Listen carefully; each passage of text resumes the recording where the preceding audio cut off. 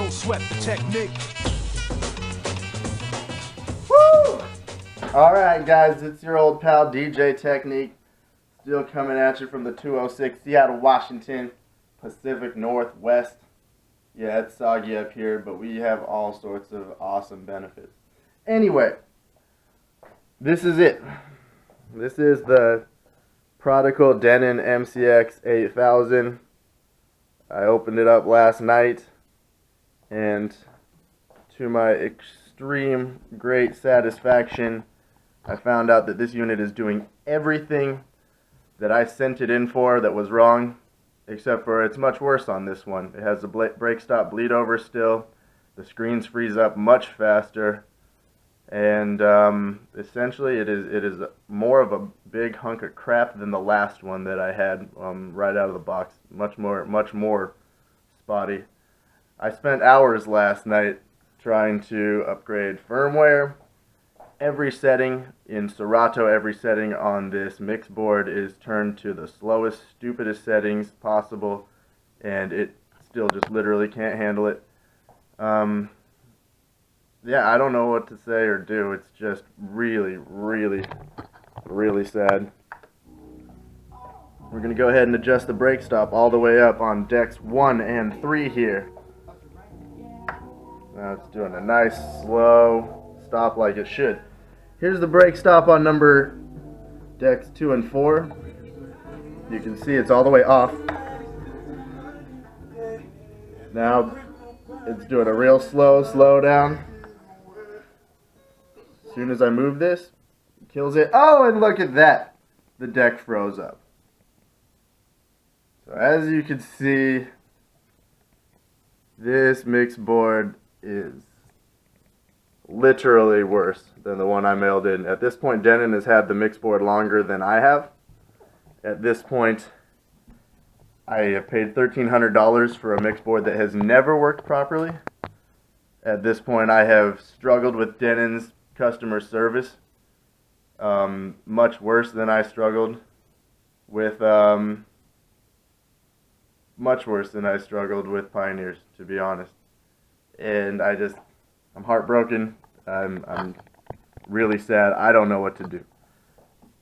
My plan, honestly, like my only hope is I'm gonna throw myself on the mercy of DJ Tech Tools, the online company that I ordered it from. I'm gonna beg them to let me return this. I'm gonna explain exactly what happened, and I'm gonna hope that they'll give me full in-store credit towards anything else. My advice to DJs who owned a piece of quality, fully functioning Pioneer gear, if you had one of those first and you're thinking about switching to a Denon, don't do it. I hate Pioneer customer service too, but the truth is their hardware and firmware is a different class, and Denon is not there. I never played with a SC3900 or any of their more basic units for intro units. They're probably great. However, my experience with Denon is going to leave a sour taste in my mouth forever. I'll probably never advise anybody to get another piece of their gear.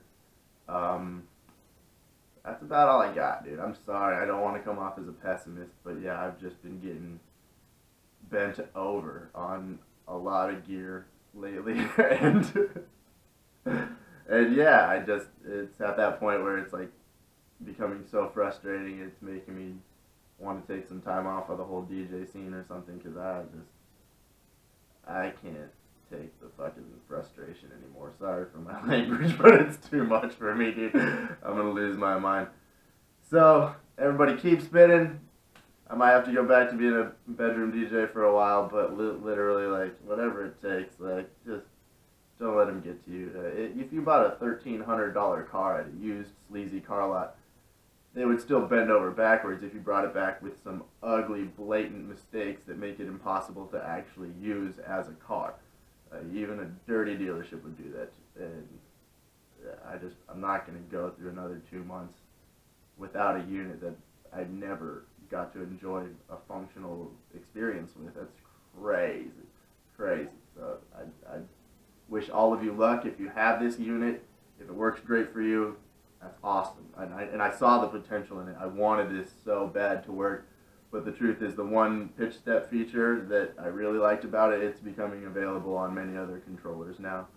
And I'll probably never go for another controller with screens on it.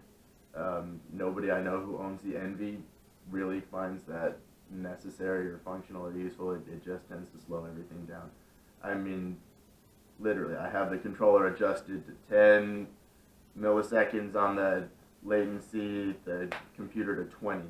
And you can see how slow and choppy the waveforms look. Everything is dumb. I disabled everything. DVS, sampler, pitch, whatever they call it, pitch and tune, all that crap. I was worried there might be some little bug. It's not in my setup or my firmware or any of that, dude. I spent hours trying to make it work. It is literally just a inferior piece of hardware and terrible firmware for the time being. So I'm sorry, guys. I really wanted this to work perfect and be able to say, hey, Denon really cleaned up their act and fixed this for me, but they didn't. You can see these stupid screens are still going. I just started this up. It's been running for maybe 10 minutes. I mean, it's not something that even took the standard set. It took a full set usually before both of them would freeze up. So, I'm sorry, guys. I know I'm a pessimist. I know this is... I'm sure your buddy has one that works great and he loves it. I'm sorry. I don't mean to insult them. But my personal experience with Denon has been a nightmare. And I cannot recommend them to anyone. But I love you guys. Keep hope and faith alive. Don't let these dirty, filthy companies get you down. Keep doing your thing. Alright.